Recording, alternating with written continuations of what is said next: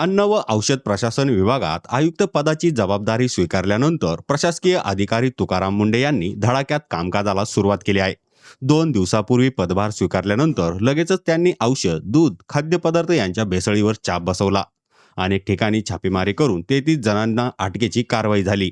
पण आज त्यांनी सरकारलाही हादरा बसेल असं काम केलं आहे. त्यांनी थेट बाबा रामदेव यांच्या पतंजली आयुर्वेद उद्योग समूहाच्या दिव्य फार्मसीच्या औषधावर कारवाई केली आहे. त्यांनी या दिव्य फार्मसीच्या तब्बल 63,25,000 रुपयाच्या फसव्या जाहिराती करून विकला जाणारा औषधाचा साठा जप्त केला आहे.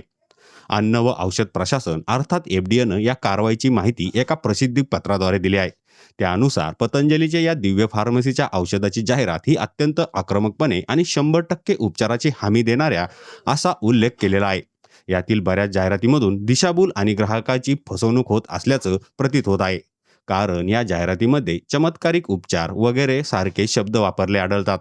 या आयुर्वेदिक औषधाची जाहिरात करताना अत्यंत गंभीर स्वरूपाचे आजार जसे की कॅन्सर, डायबिटीस यांच्यावर हमखास उपचार असा दावा करण्यात आला आहे.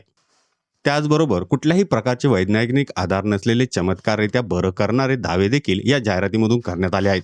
दरम्यान अन्न व औषध विभागाच्या आयुक्तपदाचा कारभार स्वीकारल्यानंतर तुकाराम मुंढे यांनी स्पष्ट इशारा दिला होता की जनतेच्या आरोग्याशी खेळ करणाऱ्या आणि त्यांची फसवणूक करणाऱ्या कुठल्याही व्यक्तीला किंवा संस्थेला कारवाईला सामोरे जावं लागणार आहे.